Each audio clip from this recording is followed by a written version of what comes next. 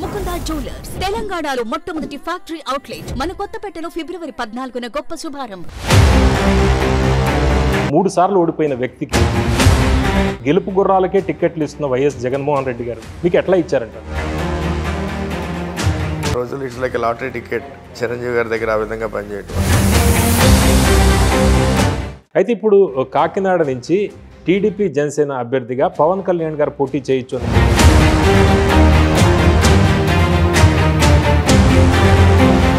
అంటే నేను గత ఆల్రెడీ 3 ఎలక్షన్లు ఆ ప్రాంతంలో పార్లమెంట్ పోటీ చేసిన ఆయనకు ఒక స్టార్ ఇమేజ్ ఉంటే సినిమాల వరకు ఉంటుందండి. రాజకీయాలకు వచ్చేటప్పటికి ఏంటంటే ప్రజలు కూడా చూసుకునేది నాకు అందుబాటులో ఉంటాడా ఉండడా. ఆంధ్ర రాష్ట్రాన్ని ఎకనామిక్గా అన్లాక్ చేయాలంటే కోస్టల్ ఎకానమీనే బిల్డ్ చేయాలి. ఈ ఆలోచనతోనే ఆయన 4 ప్రధానమైన పోర్టులు ప్లస్ 9 ఫిషింగ్ పోర్టుల్ని క్రియేట్ చేయడం జరిగింది.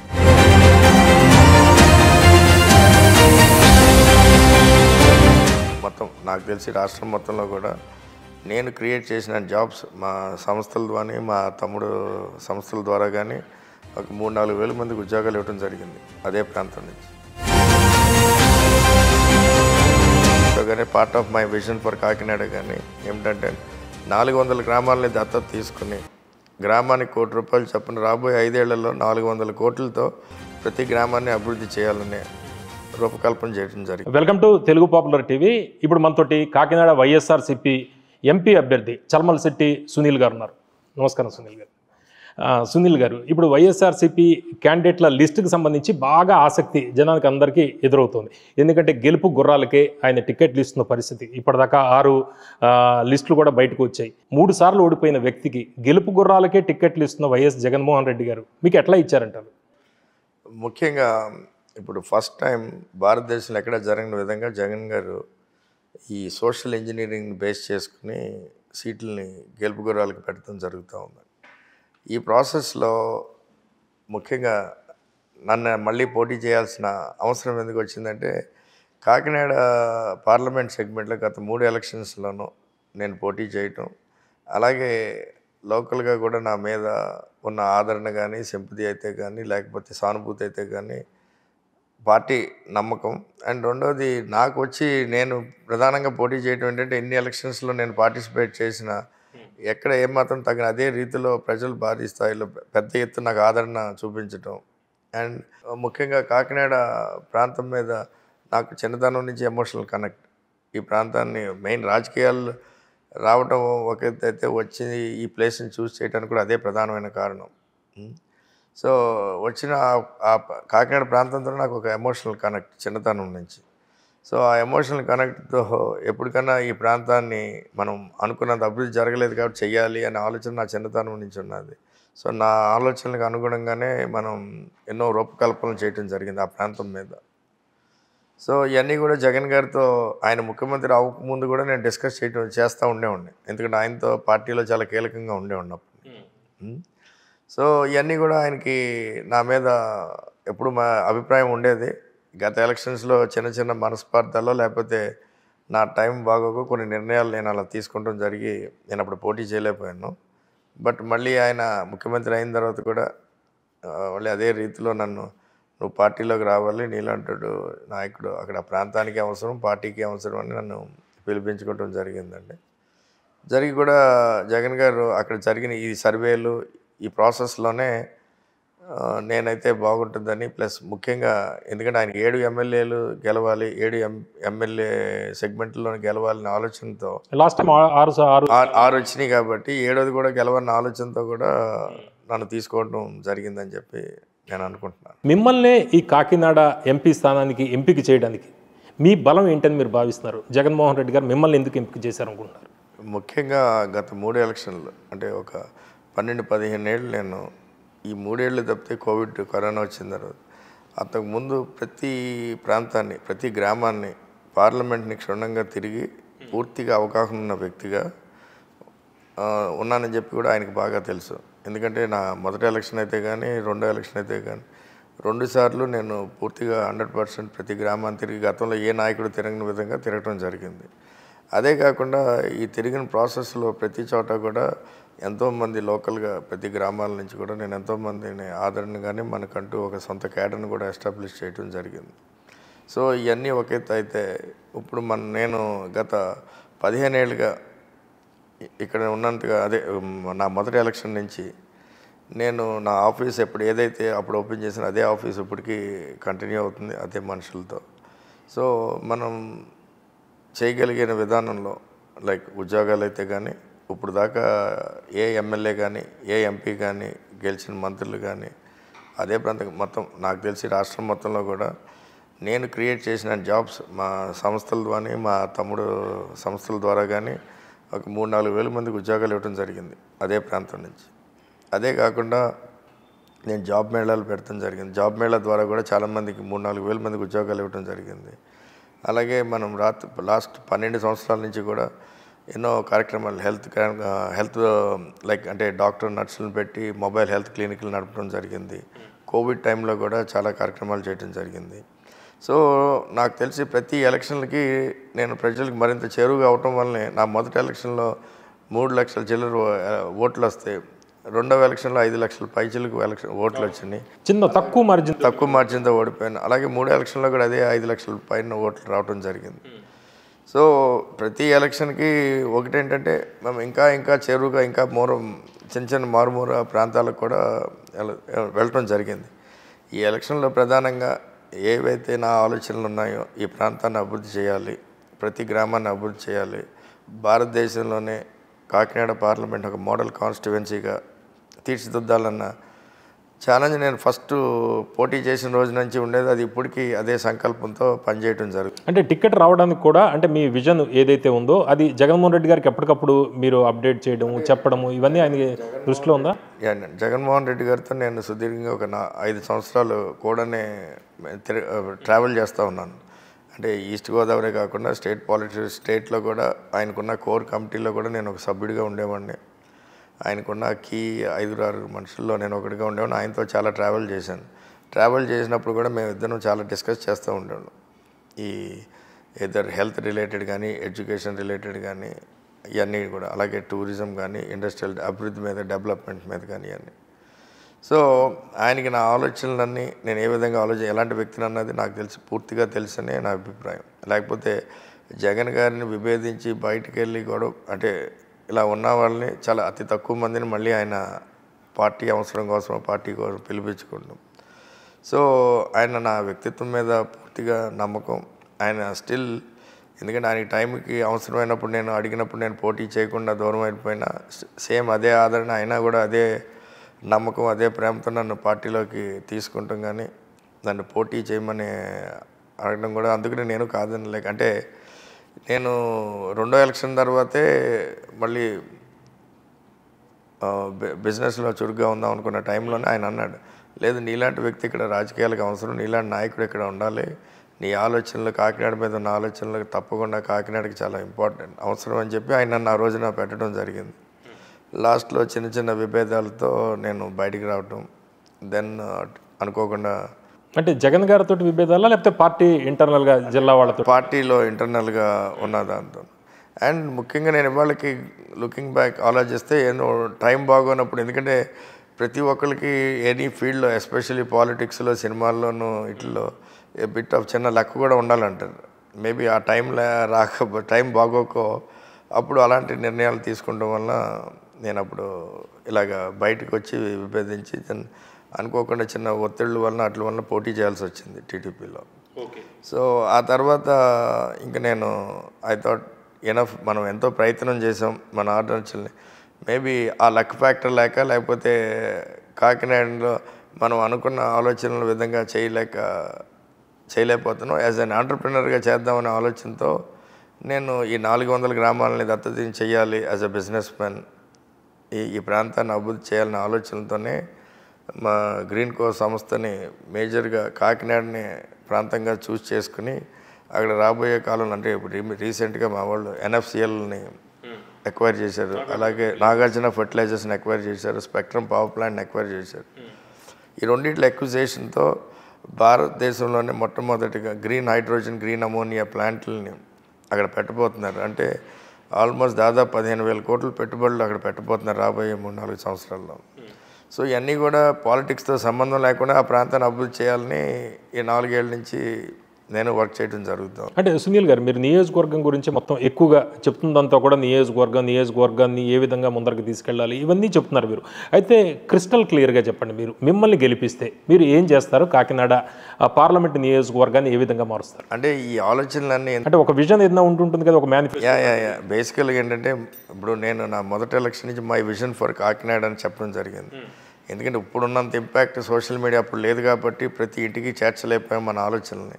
కానీ ఈ రోజున సోషల్ మీడియా ద్వారా కానీ అన్నీ కూడా ముఖ్యంగా కాకినాడ గురించి ఈ 400 గ్రామాలే ఎందుకు, లేకపోతే ఇండస్ట్రియల్గా ఇక్కడే అభివృద్ధి ఎందుకు? అంటే 400 గ్రామాలని ఏం చేయబోతున్నారు మీరు? మనం నా లోకల్ మేనిఫెస్టో కానీ part of my vision for Kakinada కానీ ఏమిటంటే 400 గ్రామాలని దత్తత తీసుకుని గ్రామానికి ₹1 చొప్పున రాబోయే 5 ఏళ్లలో 400 కోట్లతో ప్రతి గ్రామాన్ని అభివృద్ధి చేయాలనే రూపకల్పన చేయడం జరిగింది. అది దానితో పాటు మెయిన్ ముఖ్యంగా ఈ కాకినాడ పోర్ట్స్ని బేస్ చేసుకుని, కాకినాడ SEZని బేస్ చేసుకుని కాకినాడలో రాబోయే 4-5 ఏళ్లలో ఒక 40-50 వేల కోట్లు పెట్టుబడులు తెచ్చే విధంగా కూడా రూపకల్పన చేయడం జరిగింది.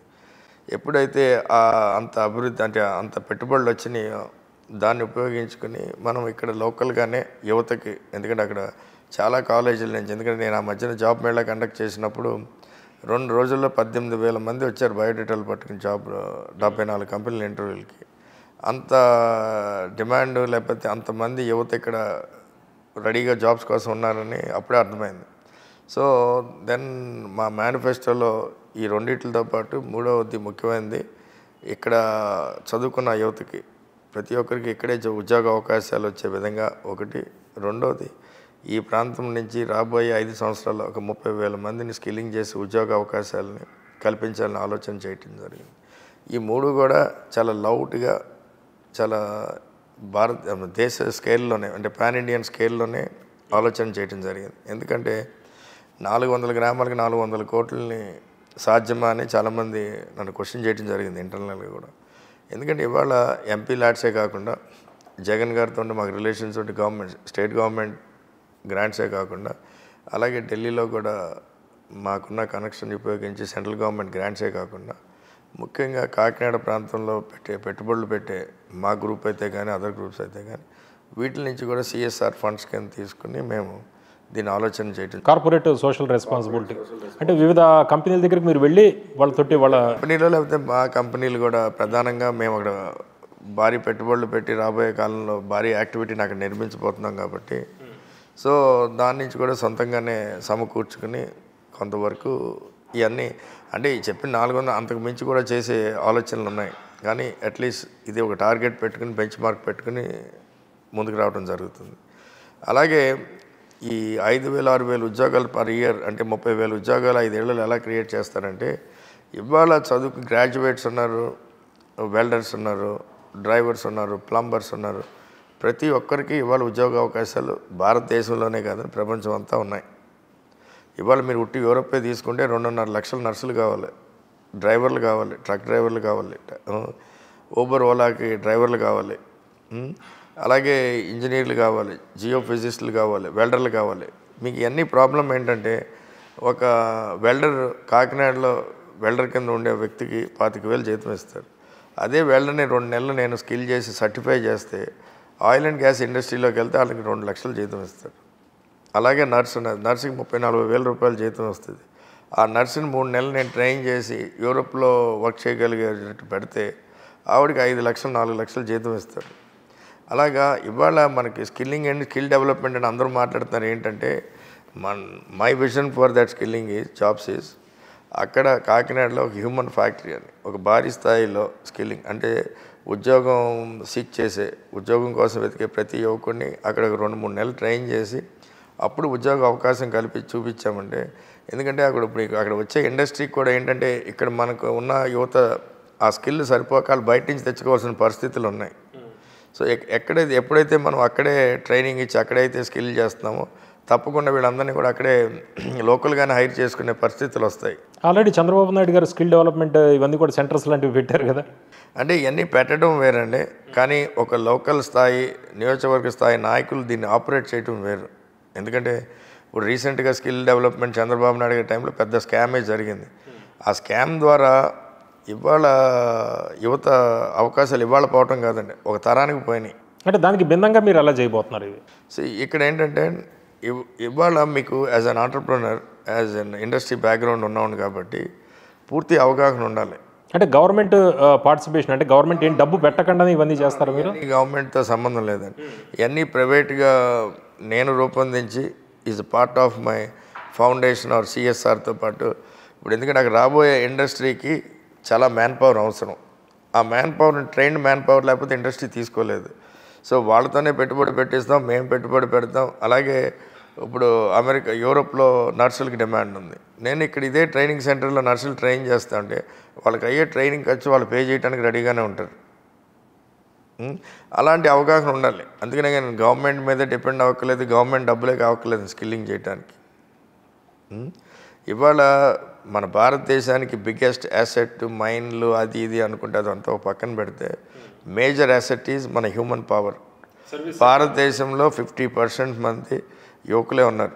ఆ యువకుల్ని స్కిల్ చేస్తే భారతదేశం విల్ బి ప్రపంచంలో నెంబర్ 1 శక్తిగా ఎదగటం అన్నది గ్యారంటీ. ఎందుకంటే ఇవాళ ప్రపంచంలో ఫార్చ్యూన్ 500 కంపెనీస్ 100 కంపెనీల్లో సీఈఓలు అందరూ భారతదేశీయులే ఉన్నారు.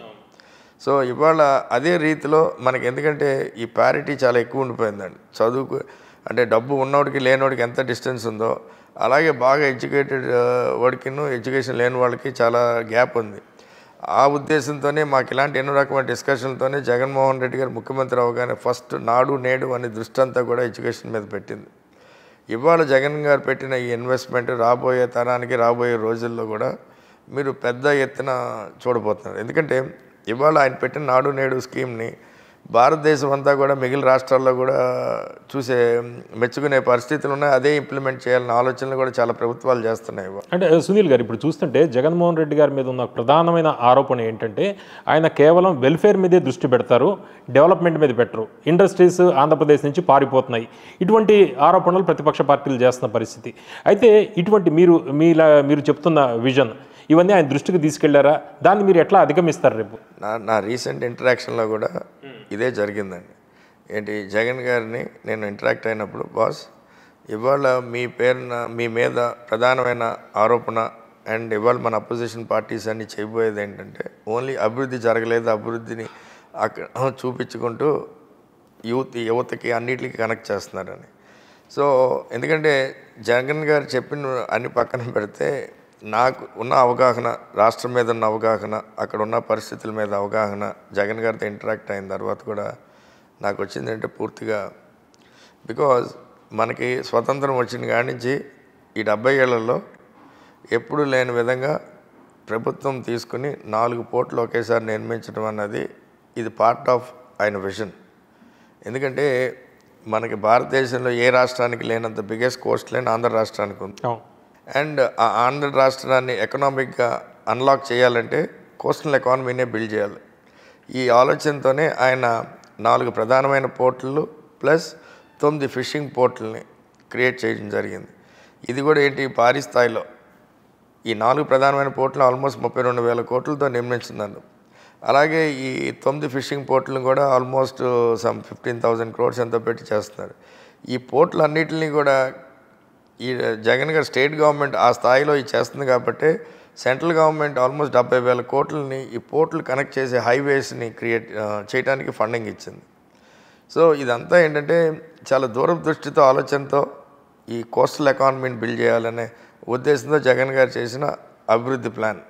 కానీ ఈ ప్లాన్లో చాలామందికి ఎందుకంటే ఆయన ముఖ్యంగా ఆయన ఏంటంటే ఆయన పబ్లిసిటీ చేసుకోరు ఇలాంటివన్నీ. అండ్ అదే కాకుండా ఈ ప్లాన్లో ముఖ్యమైన ఉద్దేశం ఈ పోర్టులు అన్నింటి దగ్గర ఇండస్ట్రియల్ కారిడార్స్ని క్రియేట్ చేయడం జరిగింది. అంటే ఇప్పుడు కాకినాడ 2 పోర్టుల మధ్యన SEZ, అలాగే వైజాగ్ దగ్గర ఫార్మా సిటీ అని వైజాగ్ దగ్గర SEZ, అదే నెల్లూరు దగ్గర శ్రీ సిటీ, అలాగే వాన్పిక్ దగ్గర ఒక ఇండస్ట్రియల్ కారిడార్, ఇలాగ రకరకాలుగా రూపకల్పన చేయడం జరిగింది.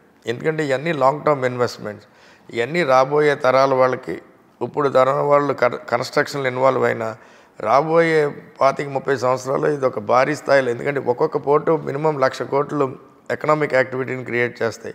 ఒక్కొక్క పోర్టు మినిమం 10-20 వేల మందికి ఉద్యోగ అవకాశాలు క్రియేట్ చేస్తాయి. సో ఆ స్థాయిలో రూపకల్పన చేసి ఇవన్నీ కట్టడం జరుగుతుంది. వేరే చిన్న చిన్న ఐటీ కంపెనీలు 100 కోట్లు పెడతాయి, 50 కోట్లు పెడతాయన్న వాటికే బోలంత పబ్లిసిటీ వస్తుంది. ఇంత భారీ స్థాయిలో ఆయన పోర్టులు కడతా ఉంటే దానికి తగినంత పబ్లిసిటీ రాలేదని నేను అనుకుంటున్నాను.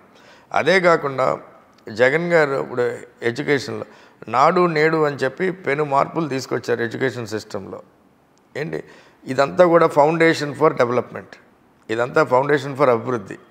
సో అన్ని మార్పులు తెచ్చి ఆయన ఎడ్యుకేషన్ అంటే దీని రిజల్ట్ అంతా కూడా 5-10 సంవత్సరాల తర్వాత కనిపిస్తుంది. 5 ఏళ్లలో 10 ఏళ్లలో విపరీతంగా కనబడుతుంది. That is on the human resource side. అలాగే మీకు ఇప్పుడు ఇప్పుడు మెడికల్ కాలేజీలు ఉన్నాయి. ఇప్పుడు దాకా మనకి స్వతంత్రం వచ్చిన తర్వాత ఆంధ్ర రాష్ట్రంలో ఎన్ని మెడికల్ కాలేజీలు ఉన్నాయో మీ అందరికీ తెలుసు. దానికి రెట్టింపుగా జగన్మోహన్ రెడ్డి గారు 16 మెడికల్ కాలేజీలని గవర్నమెంటే కట్టడం జరుగుతుంది. ఈ మెడికల్ కాలేజీల ద్వారా నాట్ జస్ట్ మెడికల్ స్టూడెంట్స్, ఎంతోమంది ఆ ప్రాంతాల్లో, ఎందుకంటే ప్రతి జిల్లాలో ఒకటి ఉండేటట్టుగా ఆయన రూపకల్పన చేయడం జరిగింది. సో ప్రతి జిల్లాలోనూ ఎంతోమంది నిరుపేద కుటుంబాలకి, నిరుపేదకి ఆ మెడికల్ కాలేజ్ హాస్పిటల్స్ అన్నీ కూడా అందుబాటులో వస్తాయి. ఈ 16 మెడికల్ కాలేజీల ద్వారా కూడా ఎంతోమంది డాక్టర్లు బయటకు వచ్చి రేపొద్దున సమాజానికి ఉపయోగపడే విధంగా కూడా తీర్చిదిద్దుతారు. అలాగా మెడికల్ ఫీల్డ్లో చేయటం జరిగింది. నాలుగోది ముఖ్యంగా భారతదేశంలో ఎక్కడా లేని పాలసీ, ఒక రెన్యూబుల్ ఎనర్జీ పాలసీ తీసుకొచ్చారు ఈయన. ఆ పాలసీలో మొదటగా మేము మా బ్రదర్ గ్రూప్ గ్రీన్కో గ్రూపు కర్నూలులో మొదటి ప్లాంట్ భారీ స్థాయిలో 16,000 కోట్లతో రాబట్టు. అది నాట్ జస్ట్ ఇండియా స్కేల్లో, ప్రపంచం మొత్తంలో కూడా అంత పెద్ద ప్లాంట్ ఇదే ఫస్ట్ కర్నూలు దగ్గర వచ్చేది. సో అది కడుతున్నప్పుడు ఆయన దాన్ని పూర్తిగా అవగాహన చేసుకుని, ఇది ఇక్కడ ఇంకెక్కడెక్కడ పొటెన్షియల్ ఉన్నాయని అండర్స్టాండ్ చేసుకుని, ఆంధ్ర రాష్ట్రంలో అలాంటి ఇంకో 10 వచ్చే విధంగా కూడా గవర్నమెంటే ఇనిషియేటివ్ చేసుకుని అండర్ జగన్మోహన్ రెడ్డి గారి లీడర్షిప్ ఆయన పెద్ద పెట్టుబడిదారులని అలాంటి ప్లాంట్లు కట్టడానికి, జిందాల్ అయితే కానీ, అదానీ అయితే కానీ, అలాగా చాలా పెద్ద గ్రూపులన్నింటిని కూడా ఇన్వైట్ చేయడం జరిగింది. దీనివల్ల కూడా, ఎందుకంటే ఈ విధమైన గ్రీన్ ఎనర్జీని ప్రోత్సాహకరం చేసిన రాష్ట్రాలకి సెంట్రల్ గ్రాంట్ ఉంది. ఆ సెంట్రల్ గ్రాంట్ కూడా మా ఆంధ్ర రాష్ట్రానికి తెచ్చింది కూడా ఈయనే. సో ఎప్పుడైతే మీకు ఇంత అబండెంట్గా గ్రీన్ ఎనర్జీ అవైలబుల్ ఉందో, ఈ పోర్ట్ బేస్డ్ ఇండస్ట్రియల్ కారిడార్స్ అన్నిటిలో కూడా ఈ గ్రీన్ పవర్ని యూజ్ చేసుకుని మ్యానుఫ్యాక్చరింగ్ వచ్చే ఇండస్ట్రీస్ అన్నీ కూడా రేపొద్దున్న, ఎందుకంటే ఇవాళ మీరు యూరోప్ ఎక్స్పోర్ట్ చేయాలన్నా, మీరు అమెరికా ఎక్స్పోర్ట్ చేయాలన్నా, జపాన్ ఎక్స్పోర్ట్ చేయాలన్నా కార్బన్ ట్యాక్స్ అన్నది ఒకటి ఉన్నదన్నమాట. ఆ కార్బన్ ట్యాక్స్ని జీరో చేయాలి, కాంపిటేటివ్గా ఎక్స్పోర్ట్ చేయాలంటే మీరు గ్రీన్ ఎనర్జీ బేస్డ్ ఇండస్ట్రీతో మ్యానుఫ్యాక్చరింగ్ చేయాలి. సో దానికి మోస్ట్ అనువైన ప్రాంతం కింద ఆంధ్ర కాబోతుంది. సో రేపొద్దున్న ఎనీ పెద్ద ప్లాంట్ చైనా నుంచి కానీ వేరే చోట నుంచి కానీ మూవ్ అయిపోయే ఈ మ్యానుఫ్యాక్చరింగ్ ఇండస్ట్రీ అంతా కూడా ఆంధ్ర రాష్ట్రం స్ట్రాటజిక్గా బెస్ట్ లొకేషన్ ఇన్ ఇండియా అవబోతుంది. ఓకే. సో ఈ విధమైన ఆలోచనలతో ఆయన ఇవన్నీ రూపకల్పన చేయడం జరిగింది. ఎందుకంటే ఇంత స్థాయిలో కూడా నాకు తెలిసి ఇప్పుడు మీరు చూసారంటే జిఎస్డిపి గ్రోత్ ఇండియాలోనే Andhra is the fastest developing state. ఈ విధంగా చూస్తే ఆంధ్ర రాష్ట్రానికి జియోగ్రాఫికల్గా ఎంటర్ప్రైజింగ్ నేచర్ ఉన్న ప్రజలకు కానీ, ఎడ్యుకేషన్ బ్యాక్గ్రౌండ్ ఉన్న ఈ టౌన్స్ని బట్టి కానీ, ఇవాళ జగన్మోహన్ రెడ్డి గారు చేసిన మ్యాపింగ్ రాబోయే తరానికి ఒక భారీ స్థాయిలో, ఎందుకంటే ఇవాళ చాలామంది ఎకనామిక్స్ కూడా చెప్పడం జరిగిందని, ఏపీ విల్ బి గుజరాత్ తర్వాత మహారాష్ట్ర తర్వాత టాప్ 3 స్టేట్స్లో AP will be the promising fast growing state అని. అంటే గుజరాత్ తోటి పోటీ పడే పరిస్థితి ఉంటుంది 100% అండి. సో ఆ స్థాయిలో ఈయన, అందులో ఏంటంటే జగన్మోహన్ రెడ్డి గారు లాంటి డెడికేటెడ్ చీఫ్ మినిస్టరు ఇప్పుడు దాకా ఎక్కడ ఎవరు చూడలేదు, ఏ రాష్ట్రంలో కూడా లేదు. ఓకే. సునీల్ గారు, ఇప్పుడు మామూలుగా మీరు ఎంపీ కాదు, పోటీ చేస్తున్నారు వైఎస్ఆర్సీపీ నుంచి. అయితే జనరల్గా ప్రత్యర్థి పార్టీ మీద లేకపోతే సిట్టింగ్ ఎంపీ మీద విమర్శలు ఎక్కువగా గుప్పిస్తుంటారు. ఈ 5 ఏళ్లలో మీరు ఏం చేశారు, మాకు ఓటేయండి మేము ఎరగదీస్తామని చెప్తూ ఉంటారు. అయితే ఇప్పటిదాకా 5 ఏళ్ళు ఉన్నది వైఎస్ఆర్సీపీ ఎంపీనే. ఆవిడ ఈ 5 ఇయర్స్లో ఏం చేశారు కాకినాడకి? జనరల్గా నన్ను చూసి వేయండి, లేకపోతే మా పార్టీ 5 ఏళ్లలో ఏం చేసిందో చూసి వేయండి అంటారు కదా. 5 ఏళ్ళు ఎంపీగా, కాకినాడ ఎంపీగా వైఎస్ఆర్సీపీనే ఉంది. ఈ 5 ఇయర్స్లో ఏం చేశారు కాకినాడకి? ఏదైనా చెప్పగలరా మీరు? అంటే ఇప్పుడు గీత గారి ఆవిడ పరిధిలో అంటే ముఖ్యంగా యాజ్ ఎన్ ఎంపీ ఆవిడ పరిధిలో ఆవిడకున్న దీంట్లో నాకు తెలిసి బాగానే చురుగ్గా అక్కడ గ్రాంట్లు తేవడం జరిగింది. అలాగే ఐ థింక్ రైల్వే లైన్ మన సామర్లకోట నుంచి కాకినాడ దాకా రైల్వే లైన్ దాకా ఆవిడ తేవడంలో ఆవిడ ప్రధాన పాత్ర పోషించింది. అండ్ అలాగే అక్కడ చాలా కార్యక్రమాలు ఆవిడకున్న పరిధిలో ఆవిడ చేయడం జరిగింది. కానీ ఇక్కడ నేను యాజ్ అన్ ఎంపీ అభ్యర్థిగా వచ్చి ఈ కొత్త ఆలోచనలతో కొత్త విధానంలో కాకినాడలో ఒక లోకల్ ఎకానమీని బిల్డ్ చేయాలి, 1,00,000 కోట్ల ఎకానమీని బిల్డ్ చేయాలి రాబోయే రోజుల్లో. అంటే ప్రభుత్వంతో సంబంధం లేకుండా అని కూడా అంటే ప్రభుత్వంతో సంబంధం అంటే ఇవన్నీ ప్రభుత్వాలు ఇన్వాల్వ్మెంట్తోనే జరుగుతాయి. అంటే state government, central government, entrepreneurs. ఎందుకంటే ప్రపంచం అంతటా మీరు చూశారనుకోండి, ఉద్యోగాలు క్రియేట్ చేసింది, ఎకానమీని క్రియేట్ చేసింది ఎంటర్ప్రినర్స్. ఎంటర్ప్రినర్లే ప్రపంచంలో ఎన్నో దేశాల ఎకానమీని గెలిచారు. ఇప్పుడు యాపిల్ కానీ, గూగుల్ కానీ, మైక్రోసాఫ్ట్ కానీ. ఎటువంటి టాస్క్ అయినా కూడా దాన్ని ఎందుకంటే ఈ కంపెనీలన్నీ కొన్ని దేశాల కన్నా పెద్ద రీతిలో అట్లా ఎకానమీ. ఇప్పుడు market cap of Apple market cap ఉందనుకోండి, చాలా దేశాల్లో యాపిల్ మార్కెట్ క్యాప్ కన్నా తక్కువ ఉంటాయి. అంటే వాల్యూ ఆఫ్ దట్ కంపెనీ కన్నా దేశాల్లో చిన్నగా ఉంటాయి. సో అలాంటి కంపెనీలు are all build by individuals. So ఇవాళ రెగ్యులర్ పందాలో రాజకీయంగా ఎంపీలు కానీ ఎమ్మెల్యేలు కానీ చేసే విధానంగా కాకుండా కొత్తగా ఆలోచనలతో ఉన్నాను కాబట్టి నేను ఇవాళ ఆ కొత్త ఆలోచనల్ని కాకినాడలో ఒక మోడల్ కాన్సెప్ట్, ఎందుకంటే భారతదేశంలో ఎక్కడా లేని విధంగా నేను ఆలోచనలు చేయడం జరిగింది. ఈ ఆలోచనలకు అనుగుణంగా నేను ఓటు అడగడం కోసం జన ప్రజల్లోకి వెళ్తున్నాను. ఈ ఆలోచనలన్నీ కూడా ప్రతిఫలించాలంటే నా ఒక్కడ శక్తే కాదు, జగన్మోహన్ రెడ్డి గారి సహాయ సహకారాలు కావాలి. అలాగే సెంట్రల్ గవర్నమెంట్ మోడీ గారు అయితే రేపు రాబోయే బీజేపీ గవర్నమెంట్ వాళ్ళ సహాయ సహకారాలు కావాలి. సో ఇవన్నీ కాకుండా కూడా యాజ్ అన్ ఎంటర్ప్రెన్యూర్ కొన్ని ఇండస్ట్రీలని, పెట్టుబడిదారులను తేవడానికి మాలాంటి వాళ్ళు అవగాహన ఉన్నవాళ్ళు. అంటే రేపు రాబోయేది మోడీ గవర్నమెంటే. అంటే ఇవాళ ఉన్న సర్వేలు కానీ నార్త్ ఇండియాలో పరిస్థితులను బట్టి మోడీ గారు వచ్చే అవకాశాలు బాగా ఎక్కువగా కనబడుతున్నాయి కదా. ఓకే. అంటే మీరు 2009లో చంద్రబాబు గారు లండన్ టూర్ టైంలో మిమ్మల్ని కలిశారు, మిమ్మల్ని టీడీపీకి రమ్మన్నారు. అయితే మీరు ప్రజారాజ్యం పార్టీలోకి వెళ్ళడానికి కారణం ఏంటి? అంటే చంద్రబాబు గారికి, చిరంజీవి గారికి మీకు ఉన్న అటాచ్మెంట్ ఏంటి? అంటే నేను చిన్నతనం నుంచి స్కూల్ డేస్ నుంచి అండి నాకు చిరంజీవి గారి అభిమానిగా పెరిగాను. సో మాకు చిరంజీవి గారు ఎలాగా స్వతహాగా సొంతంగా ఎదిగారు స్వయం కృషితో అన్న మోడ్లో మేము కూడా చిన్నతనం నుంచి ఇండివిజువల్గా సెల్ఫ్ రెస్పెక్ట్తో ఆయన చూస్తూ పెరిగి, అంటే ఇన్స్పిరేషన్ మీకు చిరంజీవి? ట్రూలీ ఇన్స్పైర్డ్ చిరంజీవి గారి కెరియర్తో. సో అదే ఇన్స్పిరేషన్తో మేము లండన్ వెళ్ళినా, మేము చదువుకున్న రోజుల దగ్గర నుంచి, అలాగే వర్క్ వ్యాపారాలు చేసినప్పుడు కూడా ఇంకా చిన్నతనంలో అనుకునేవాడిని, ఎప్పటికన్నా మనం బాగా డబ్బులు సంపాదించి చిరంజీవి గారితో సినిమా చేయాలరా అని అలా జర్నీ స్టార్ట్ అయిన వాళ్ళం. అంటే ప్రయత్నం చేశారా ఎప్పుడైనా చిరంజీవి గారితో సినిమా?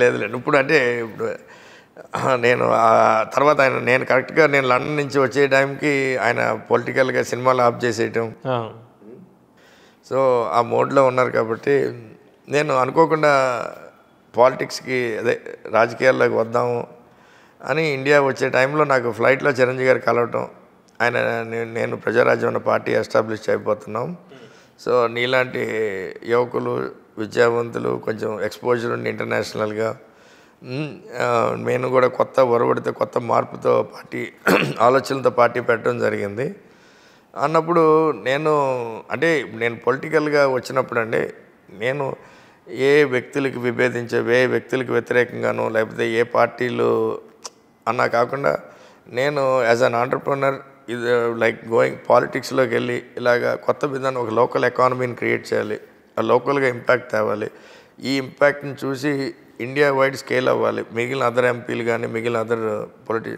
చేయాలని ఆలోచనతో ఉండేవాడిని. ఎందుకంటే మేము ఇక్కడి నుంచి వెళ్ళిన తర్వాత అక్కడ అబ్రాడ్లో ఉంటున్నప్పుడు యూరోప్లో కానీ అమెరికాలో కానీ మన ఊర్లో ఇలా ఎందుకు ఉండదురా, మన ప్రాంతంలో ఇలా ఎందుకు జరగదురా, ఎప్పుడు ప్రతిసారి ఎవ్రీడే అనుకుంటూ ఉంటాం. సర్లే ఇలా అనుకుంటా అంటే ఎప్పటికీ అందరూ ఇలాగే ఇక్కడ ఉండిపోతాం, సో నాలాంటి వాళ్ళు కొందరు ముందుకెళ్ళి ఆ ప్రయత్నం చేయాలనే ఆలోచనతో నేను అప్పుడు వచ్చానమాట. సో ప్రధానంగా అప్పుడు ఈ పార్టీ ఇదే చేయాలి, అది ఇలాగే చేయాలనే ఆలోచన ఎప్పుడూ లేదు. మనకేంటంటే నేను వెళ్తే నేను how can I make a difference, వెళ్ళిన పార్టీలోకి నా వంతు వాల్యూ ఎలా తేగలుగుతాను, నేను ఎలా పార్టీ కాంప్లిమెంట్ చేయగలుగుతాను అని అలాగా ఒరిజినల్గా రావడం జరిగింది. సో ఎప్పుడైతే చిరంజీవి గారు కలిశారో, చిరంజీవి గారితో ఇప్పుడు అంత అభిమానించేవాడిని, ఆయనతో ట్రావెల్ చేయటం అంటే మాకు అందరికీ అది ఆ రోజుల్లో నాకు ఆయనే అడిగి తర్వాత ఆ పార్టీలు, ఎందుకంటే ముఖ్యంగా కాకినాడ ప్రాంతం అన్నింటిలో కూడా టికెట్ల మీద అంత డిమాండ్ ఉన్నా కూడా నన్నే ఎంపీ అభ్యర్థిగా పెట్టడం, అదే అప్పుడు ఆ రోజుల్లో it's like lottery ticket Chiranjeevi గారి దగ్గర ఆ విధంగా పనిచేయడం అన్నది. సో అప్పటి నుంచి మాకు చిరంజీవి గారితో అలాగే సంబంధాలు, ఆయన మీద అభిమానం అంతా అలా నడుస్తూనే. అంటే ఇప్పటికి కూడా అది కంటిన్యూ అవుతుంది. అది మీరు ప్రజారాజ్యం పార్టీ నుంచి గతంలో 2009లో పోటీ చేశారు. ఇప్పటికీ చిరంజీవి గారితో మీకు అసోసియేషన్ ఉంది, రెగ్యులర్ కలుస్తూ ఉంటారు. అయితే ఇప్పుడు కాకినాడ నుంచి టీడీపీ జనసేన అభ్యర్థిగా పవన్ కళ్యాణ్ గారు పోటీ చేయొచ్చు అనేది కొంత ప్రచారం జరుగుతుంది. అంటే అనౌన్స్మెంట్ అయ్యేదాకా మనం చెప్పలేం, కానీ అదొకటి చర్చ జరుగుతుంది. మీరు ఏ విధంగా ఎదుర్కోబోతున్నారు? మరి ఒకవేళ ఆయన పోటీ చేస్తే ఏ విధంగా ఎదుర్కొంటారు? అంటే నేను ఆల్రెడీ 3 ఎలక్షన్లు ఆ ప్రాంతంలో పార్లమెంట్ పోటీ చేసినోడిని. గతంలో పోటీ చేసిన నా మొట్టమొదటి ఎలక్షనే నేను సెంట్రల్ మినిస్టర్ పల్లం రాజు గారు, అంటే ఆయన 3rd జనరేషన్ పాలిటీషియన్, వాళ్ళ గ్రాండ్ ఫాదర్ వాళ్ళ ఫాదర్ అందరూ మినిస్టర్లు చేసి ఆయన. సో ఆయన్ని ఫస్ట్ ఎలక్షన్లో ఎదుర్కొన్నాను. సెకండ్ ఎలక్షన్స్లో తోట నరసింహ గారు మా మేనమామే, అలాగా 3 ఎలక్షన్లో గీత గారు, ఆవిడకి చాలా పొలిటికల్ బ్యాక్గ్రౌండ్ ఉన్న ఆవిడ. సో ఒక అనుభవం వచ్చేసి ఇంకా ఇన్ఫ్యాక్ట్ నాకు పార్లమెంట్ మీద పూర్తిగా అనుభవం ఉంది, పూర్తిగా సత్సంబంధాలు ఉన్నాయి. అండ్ కింద స్థాయి దాకా నేను, ఎందుకంటే నా మొదటి ఎలక్షన్లో పెట్టిన ఆఫీస్ ఇప్పుడు దాకా యాక్సెసిబుల్ అందరికీ. సో ఇట్స్ అంతా ఇప్పుడు అక్కడ పోటీకి వచ్చేటప్పటికి ఎవరిని పర్సనల్గా మనం విభేదించే రాజకీయం చేయట్లేదు, పర్సనల్గా వెళ్ళేది లేదు. అంటే ఆయనకు ఒక స్టార్ ఇమేజ్ ఉంటుంది, ఆయనకు ఒక స్టార్ ఇమేజ్ ఉంటుంది, సినిమాల వరకు ఉంటుందండి. రాజకీయాలకు వచ్చేటప్పటికి ఏంటంటే ప్రజలు కూడా చూసుకునేది నాకు అందుబాటులో ఉంటాడా ఉండడా, నాతో ఎంత టైం కేటాయిస్తాడు, లేకపోతే నా ప్రాంతం మీద ఎంత అవగాహన ఉంది, మా గ్రామాల మీద ఎంత అవగాహన ఉంది, ఇక్కడ ఇండస్ట్రియల్గా అభివృద్ధి చేయగలుగుతాడా, ఇలా చాలా అంశాలు రాజకీయంగా చూస్తారని నేను అనుకుంటాను. అంటే మీరు మాట తీరు ఇవన్నీ చూస్తుంటే ఒక కాంప్లైన్ బాయ్ లాగానే ఉన్నారు, మీరు చాలా సాఫ్ట్గా మాట్లాడుతున్నారు. మరి పవన్ కళ్యాణ్ గారు చూస్తే ఆయన చాలా దూకుడుగా వెళ్తూ ఉంటారు. రేపు ఎన్నికల్లో ప్రచారాన్ని ఏ విధంగా మీరు తట్టుకుంటారు? అంటే ఆయన స్టైల్ వేరండి, ఆయన కొంచెం బాగా ఎమోషనల్ మనిషి. ఇప్పుడు మా విధానం వచ్చేటప్పటికి నేను నా ఆలోచనల్ని ఎంతమందికి తీసుకెళ్ళగలిగితే, ఇప్పుడు అందుట్లో ముఖ్యంగా జనాలు కూడా నాకు గత 15 ఏళ్ళ నుంచి కూడా ఈ అనుబంధం ఉంది కాబట్టి వాళ్ళందరికీ కూడా ఒక ఒపీనియన్ అంటూ ఎస్టాబ్లిష్ అయి ఉంటుంది. సునీల్, ఇప్పుడు నేను రోజు కాకినాడలో లేకపోయినా ఎంతోమందికి ఉద్యోగాలు ఇవ్వగలిగాం. నేను రోజు కాకినాడ లేకపోయినా చాలామందికి నేను ఫీజులు కట్టగలిగాను స్కూల్స్కి, చాలామందికి నేను వేరే రకరకాలుగా ఉపయోగపడగలిగాను. సో జనాలు కోరుకునేది కూడా అక్కడ లోకల్గా మనకి అందుబాటులో ఉండటం, వాళ్ళకి అవసరమైనప్పుడు మనం రెస్పాండ్ అవటం, స్పందించడం, అది కూడా ఒక పాయింట్. లోకల్ అనేది కూడా ఒక లోకల్గా అదొకటి బాగా చూస్తారు. అండ్ ముఖ్యంగా కాకినాడ అన్నది చాలా చైతన్యమైన ప్రదేశం అన్నమాట, రాజకీయంగా చాలా చైతన్యమైన, ఎందుకంటే గొప్ప గొప్ప నాయకులు అక్కడి నుంచే వచ్చారు. అండ్ అది ఎస్పెషల్లీ ఆ కోస్టల్ ఆంధ్ర పాలిటిక్స్లో కాకినాడ పార్లమెంట్ సెగ్మెంట్ ఒక కీలకమైన సెగ్మెంట్ అన్నమాట. సో అక్కడ ఎందుకంటే ఎవరి నుంచినా మీరు అన్నట్టు ఇప్పుడు ఈ క్యాస్ట్ పాలిటిక్స్లో ఎవరి నుంచినా అదే సామాజిక వర్గంతో ఉంటారు కాబట్టి, సో ఆయనేమో ఒక సినిమా బ్యాక్గ్రౌండ్తో వస్తున్నారు, నాకేమో అక్కడ 3 ఎలక్షన్లు పోటీ చేసి. ఆయన సినిమా యాక్టర్గా చూస్తున్నారా, పొలిటీషియన్గా మీరు చూడట్లేదు ఆయన్ని? అంటే మాకు తెలిసింది, ఎందుకంటే పొలిటికల్గా నేను ఇంకా ఆయన ఏమి సక్సెస్ అయ్యాడని అనుకోను. ఎందుకంటే 10 ఏళ్ళు పార్టీ పెట్టి ప్రాపర్గా ఆర్గనైజ్డ్గా పార్టీని నడిపించే పందా ఎక్కడా కనబట్టలేదు. అండ్ రెండోది, ఇవాళ పవన్ కళ్యాణ్ గారి మీద కూడా ఆయన ఏదైనా ముఖ్యమంత్రిగా అభ్యర్థిగా అంటే అందరూ మేబీ ఆయన మీద దృష్టి పెడతారేమో, కానీ ఇవాళ ఆయన అది కూడా ఇప్పుడప్పుడే ముఖ్యమంత్రి అయ్యే ఉద్దేశం లేదు అని చెప్పి ఒక నార్మల్ క్యాండిడేట్గానే అందరిలాగానే ఆయన రావడం జరుగుతుంది. అది ఎంతవరకు ఆయన్ని ప్రజల్ని ఆయన, ఎందుకంటే ఇప్పుడు కాకినాడ పార్లమెంట్కి వచ్చినా, కాకినాడ దగ్గర ఎమ్మెల్యేకి వచ్చినా ఆయన ప్రజలకి అక్కడ చెప్పుకునే పరిస్థితులు అందరికీ ఉంటాయి. ఇప్పుడు ఆయన ముఖ్య ఉద్దేశం ఏంటి, లేకపోతే అక్కడ ఆయన సినిమాలు మానేసి అక్కడ ఉండగలుగుతారా, లేకపోతే ఆ ప్రాంతాన్ని అభివృద్ధి చేయగలుగుతారా, పోనీ సినిమాలు 2 కలిపి, ఇలాగా ప్రజల నుంచి చాలా ఇప్పుడు అభిమానంతో వేసేవాళ్ళు కొంతవరకు ఉంటారండి. ఇప్పుడు ఎందుకంటే ఇంతకన్నా అభిమానం చిరంజీవి గారిది మేము చూసాం. ఎందుకంటే చిరంజీవి గారు ఎక్కడ నడిచినా అసలు పువ్వులు కనబడినంతగా నిండిపోయి, అలాంటి పరిస్థితుల్లో ఓట్లు వేసేటప్పటికి జనాలు వేరే రకంగా ఆలోచన చేయటం జరిగింది. ఎందుకంటే అలా అదే రీతిలో కూడా ఇక్కడ కూడా ఉంటుంది అనుకున్నాం. ఎందుకంటే ఇవాళ జగన్మోహన్ రెడ్డి గారు చేసిన వెల్ఫేర్ స్కీమ్స్ అయితే కానీ, జగన్మోహన్ రెడ్డి గారు ఏ విధంగా ఆర్గనైజేషన్ బిల్డ్ చేశారు కానీ, ఇదంతా పెద్ద పట్టు మా పార్టీలో. ఇవాళ పోటీ చేసే ప్రతి ఎమ్మెల్యేకి కానీ, యాజ్ అన్ ఎంపీ అభ్యర్థిగా నాకు కానీ, దట్ ఈజ్ బలం. ఈ పైన యాజ్ ఎ క్యాండిడేట్గా మనం ఎంత మెజారిటీ తెచ్చుకోగలుగుతాం, ఎంతగా ప్రజల్లోకి వెళ్ళగలుగుతాం అన్నది మాకు చాలా ఇంపార్టెంట్. ఓకే, ఎంత మెజారిటీ వస్తుందని మీరు అనుకుంటున్నారు? మీకు ఒక అంచనా ఉండుంటుంది కదా, ఇప్పటికే తిరుగుతున్నారు మీరు. నేనైతే 7 నియోజకవర్గాల్లో మా ఎమ్మెల్యేలందరూ కూడా బ్రహ్మాండమైన మెజారిటీతో గెలుస్తారని. ఆల్రెడీ 6 ఉన్నారు, 6 ఉన్నారు, 7. సో ప్రతి నియోజకవర్గంలో యావరేజ్ మాకు 30,000 మెజారిటీ వచ్చినా 7 నియోజకవర్గాలు కలిపితే నేను 2 లక్షల మెజారిటీతో గెలవాలి. అయితే జనసేన టీడీపీ మొత్తం బలం అంతా కూడా ఉభయ గోదావరి జిల్లాలే అని చెప్తుంటారు కదా. జనసేన బలం అంటే ఏం లేదు, టిపికల్గా నాకు తెలిసి హైదరాబాద్లో చెప్పుకుంటారు. ఎందుకంటే కాపులందరూ జనసేన సైడ్ ఉన్నారని ఒక రాంగ్ నోషన్లో ఉంటారు. ఎందుకంటే ఇప్పుడు కాకినాడ ప్రాంతం ఉందండి, ముఖ్యంగా కాపులు ఉండే ఈ జిల్లాలు ఉన్నాయి.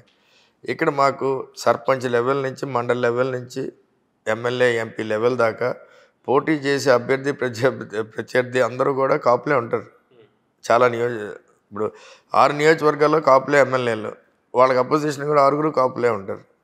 సో ఇక్కడ ఏంటంటే బ్లాంకెట్గా కాపులందరూ జనసేనకి వేసేస్తారు. కాపు నాయకుడిగా చూడట్లేదా పవన్ కళ్యాణ్ గారిని? నాకు తెలిసి అది అక్కడ ఓన్లీ సినిమా నాయకుడి కింద చూస్తారు కానీ కాపు నాయకుడిగా చూడరండి. ఎందుకంటే కాపుల్లో ఆల్రెడీ చాలామంది ఎస్టాబ్లిష్ నాయకులు ఉన్నారు, చాలా ఎస్టాబ్లిష్ ఫ్యామిలీస్ ఉన్నాయి. ఎందుకంటే రాజకీయాల్లో ఎన్నో పోగొట్టుకున్న ఫ్యామిలీస్ కూడా ఉన్నారు. సో అక్కడ చాలా సెంటిమెంట్లు, చాలా అదర్ ఈక్వేషన్స్ కూడా చాలా నడుస్తూ ఉంటాయండి. సో అక్కడ ఇప్పుడు మెయిన్ ముఖ్యంగా వచ్చేటప్పటికి ఏంటంటే టీడీపీకి ఓట్ బ్యాంక్గా ఉన్న కోస్టల్ డిస్ట్రిక్ట్స్లో ప్రధానమైనది బీసీలు. ఆ బీసీల్లో జగన్మోహన్ రెడ్డి గారు వచ్చిన తర్వాత చాలా పెద్ద ఎత్తున ప్రాధాన్యత ఇవ్వడం జరిగింది. సో దీనివల్ల కూడా చాలా వరకు ఓట్ బ్యాంక్ టీడీపీ నుంచి కూడా మా వైసీపీ పార్టీలో జగన్మోహన్ రెడ్డి గారి వల్ల మారిపోవడం జరిగింది. సో ఇవాళ ఏంటంటే వాళ్ళకి చాలా చోట్ల local narratives are important.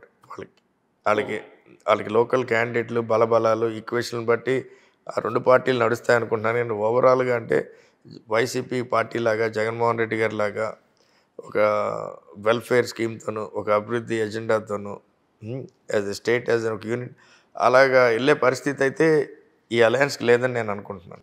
Okay, మీరు 2 సీఎంలు చూశారు, 2 సీఎంలతో వాక్ చేశారు.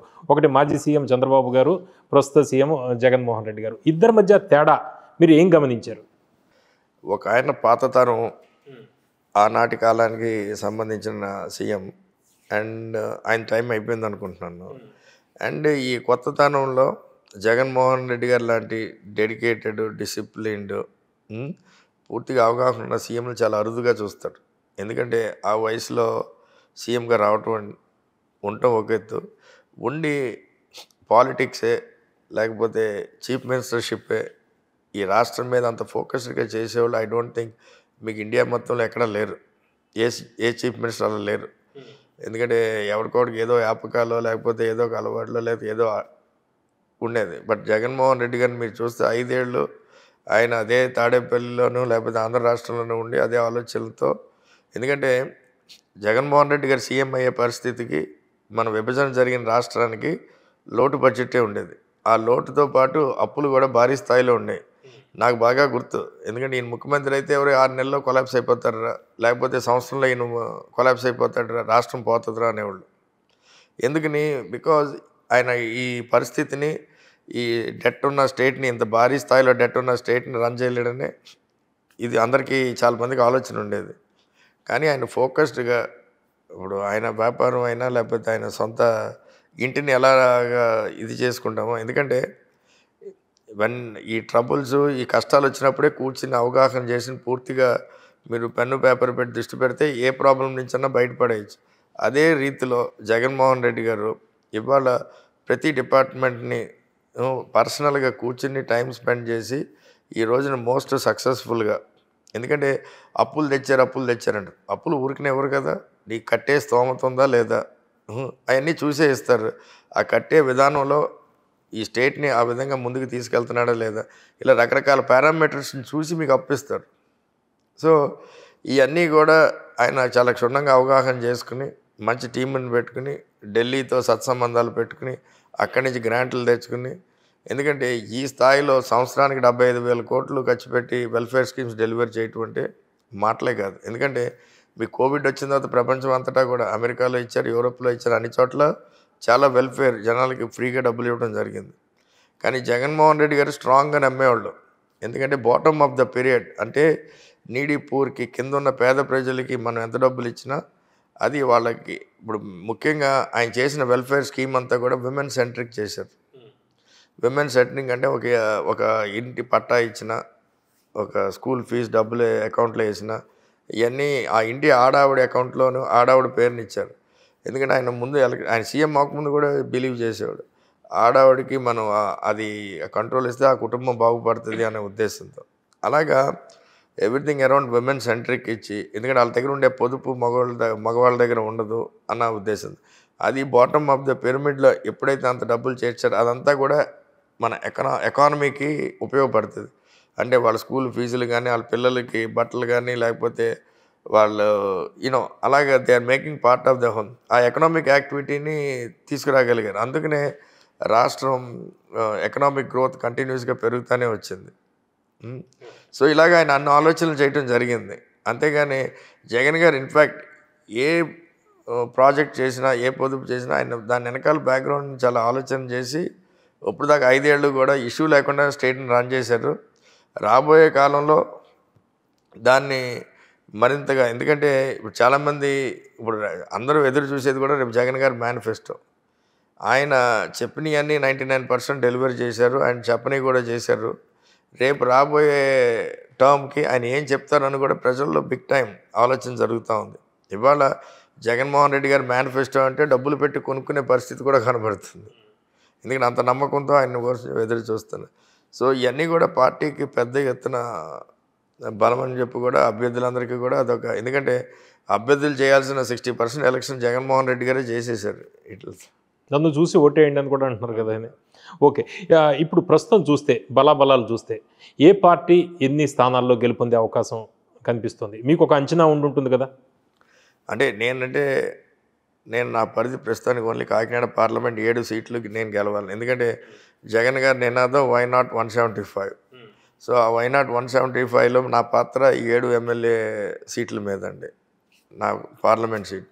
సో ఇవాళ ఆ 7 ఎమ్మెల్యే సీట్లు మేము గెలిచే విధంగా రూపకల్పన చేయడం జరుగుతుంది. అలాగే రేపు నేను కాకినాడ పార్లమెంట్ సెగ్మెంట్లో మా 7 ఎమ్మెల్యేలు అంటే అభ్యర్థులు, ముఖ్యంగా ఇప్పుడు వంగాగీత గారు అయితే కానీ, చంద్రశేఖర్ రెడ్డి గారు, కన్నబాబు, దౌలూరి దొరబాబు, అలాగే తోట నరసింహ గారు, వరుపుల సుబ్బారావు గారు, అలాగే దాడిశెట్టి రాజా, ఈ 7 పాటు మాకు ఇప్పుడు దాకా ఎమ్మెల్యేలుగా ఉన్న మన పెండం దొరబాబు గారు కానీ, పార్వతి ప్రసాద్ గారు కానీ, జ్యోతుల చంటిబాబు కానీ, వీళ్ళు ముగ్గురిని కూడా కలుపుకొని 10 మందితో మేము టీం వర్క్ చేసి మా 7 ఎమ్మెల్యే సీట్లు బ్రహ్మాండమైన మెజార్టీతో గెలుపు ఉండే విధంగానే మేము ఆలోచన చేయటం జరిగింది. అలాగే రేపు రాబోయే 2 నెలల క్యాంపెయిన్ కూడా అదే విధంగా నడుస్తుంది. సో జగన్ గారి ఆలోచనలకు అనుగుణంగానే మేము కూడా ప్లానింగ్ చేయటం జరిగింది. Okay, thank you very much. Thank you.